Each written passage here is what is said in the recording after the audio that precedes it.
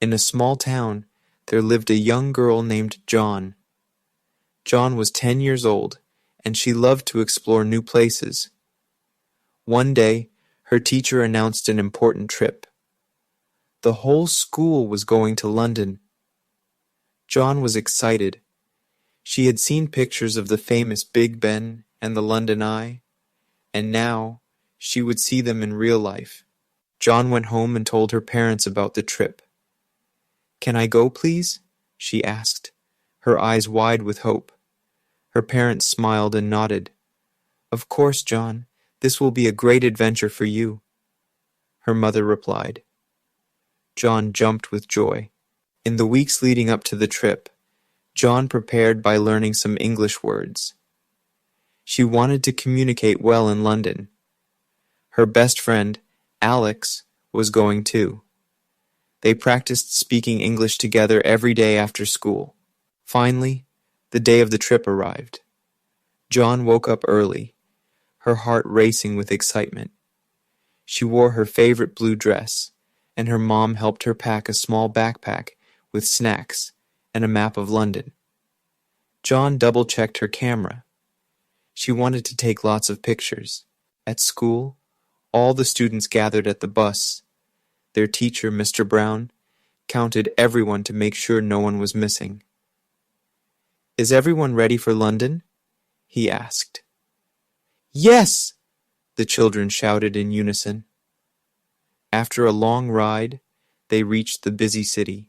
The first stop was Big Ben. John looked up in awe. The clock tower was much bigger than she had imagined. "It's beautiful," she said to Alex. They took pictures, smiling and laughing. Next, they crossed the street to see the Houses of Parliament. Mr. Brown explained that this was where the government worked. After visiting Big Ben, the group walked to the London Eye. John felt excited again. "Can we ride it?" she asked Mr. Brown. "Yes, we can. But first, let's line up," he said. As they waited, John and Alex chatted with other friends. The line moved quickly, and soon they were in a glass pod of the London Eye. As it began to rise, John gasped. She could see everything: the River Thames, the parks, and tiny cars moving below. "Look at that," John pointed. Alex took her hand, feeling happy to share the moment. They took many pictures, capturing their smiles against the stunning view. After the ride, the group had lunch at a small cafe. John was still buzzing with excitement. They ate sandwiches and drank juice. "What do you want to see next?" Alex asked, munching on his food. "I want to see the Tower of London. I heard there are real crowns," John replied. Alex nodded, agreeing it sounded fun. Mr. Brown led them to the Tower of London. As they walked, John used the English words she had learned.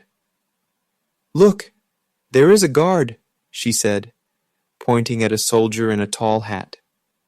The guard stood still like a statue. John giggled, trying to make him smile, but he didn't move. Inside the Tower of London, they saw the crown jewels. They sparkled brightly, and John's eyes widened in amazement. "Wow, they are so pretty," she whispered to Alex. He nodded, equally impressed.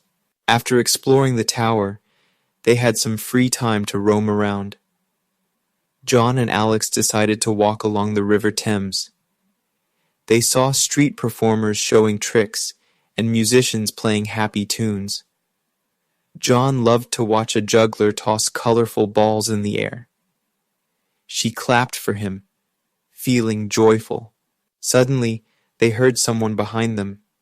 "Excuse me, do you speak English?" It was a woman with a friendly smile. She looked like a tourist, too. "Yes, a little bit," John replied shyly. The woman introduced herself as Emma. She was from Spain and also visiting London for the first time. The three of them started talking and decided to explore together. Emma was very kind, and shared her own English words and phrases with John and Alex. They learned how to ask for directions and order food in English. It was fun. As they walked, John spotted a small bookstore. "Can we go in there?" she asked, curious. Emma smiled. "Of course, I love books." Inside, they found many colorful storybooks. John picked one with a picture of a dragon on the cover. She felt excited to read it later. After shopping at the bookstore, they walked to a nearby park. It was peaceful, with trees and flowers everywhere. John and her friends sat on the grass and enjoyed a little snack from their bags. They shared stories and laughed.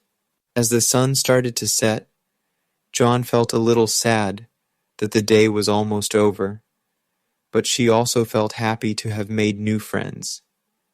This was the best day ever, she told Alex and Emma. They all agreed. Mr. Brown gathered everyone back at the bus to head home. "I hope you all had a good time," he said.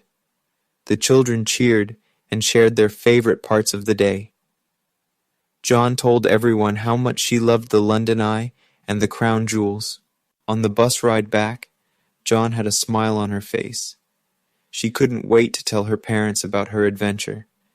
She thought of the fun she had and the new friends she made. Once they arrived back at school, John ran to her parents. "London was amazing. I saw Big Ben and the London Eye. I even met a new friend named Emma." Her parents listened with excitement as John shared every detail. That night, John carefully placed her new book on her shelf. As she lay in bed, she felt grateful for such a wonderful day. She knew she would always remember this trip to London and all the English words she learned. She couldn't wait for more adventures in the future, maybe even a trip to Spain to meet Emma again. John closed her eyes, dreaming of London, new friends, and more exciting stories to tell.